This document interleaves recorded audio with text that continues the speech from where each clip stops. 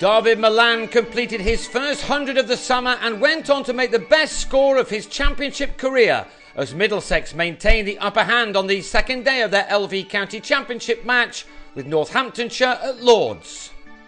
Malan began the second day on 72, made out of his side's 280 for 3, to which only one run had been added when Neil Dexter was LBW to Azarullah with a second new ball in hand. Malan has been out in the 90s a couple of times this season and looked in a determined mood to right that wrong. A strong defence was broken with exemplary shots such as this one.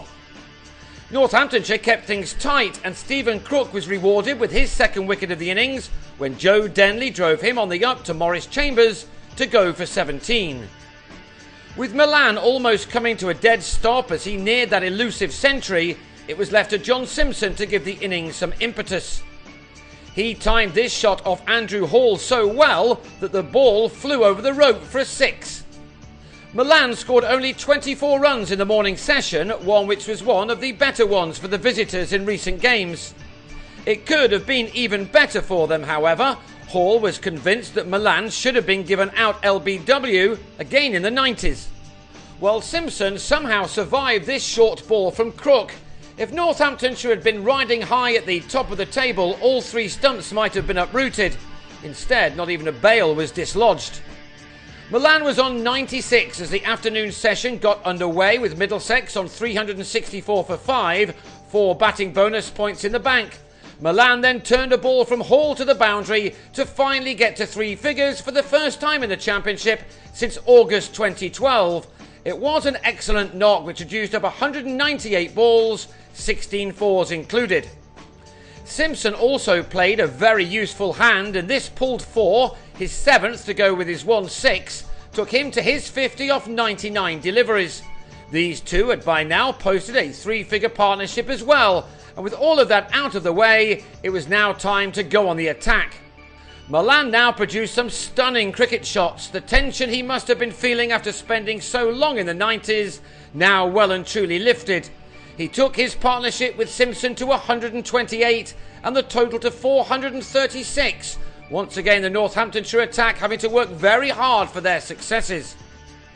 Their next one, their 6th, arrived when Simpson, now on 67, was trapped in his crease and in front of his stumps by Matt Spreagle. A declaration was obviously not far away now and Malan wanted to make as many runs as he could before his captain called him in. This shot added 6 more runs to his growing tally. Toby Rowland-Jones also put bat to ball and also cleared the rope in what was a brief but entertaining knock worth 14 runs. He tried to add a second maximum only to be held on the boundary's edge by Crook off Spreagle, who then bowled Tim Murtagh, who had a swing and a miss at his first ball. Malan then completed his 150 before Stephen Finn holed out off James Middlebrook.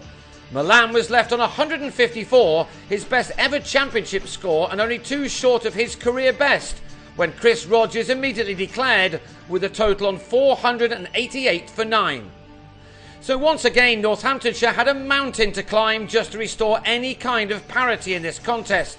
Their task was made even more difficult when Middlebrook nicked Murtagh behind before he troubled the scorers. Finn, opening the bowling with Murtagh, then thought he trapped Peters in front. The ball probably just bouncing clear of the stumps though. The visitors gave James Kettleborough a championship debut just 3 weeks after he'd made his first class debut against the touring Sri Lankans. He got a golden duck in his 1 innings there, so he must have been very relieved to have struck this boundary. Indeed, he was the pick of the Northants batsmen. They lost Peters with a score on 39 as he went fishing off Rowland-Jones and gave Malan a catch in the slips after making 18. Kettleborough was very impressive, playing a large percentage of his shots with a very straight bat. In fact, some of his shots were rather classy. His more experienced teammates were not able to help him, however. On 9, Spreagle played on to Finn. Rob Newton was in at number 5 and he and Kettleborough denied Middlesex any more success before the close, which arrived early because of some rain. That came with Northamptonshire on 89 for 3, 399 runs behind their opponents. Their first target is to try to get to a score of 339 250 more to avoid being asked to follow on. The 21-year-old Kettleborough may hold the key. He'll resume his innings on the third morning on a very pleasing 42.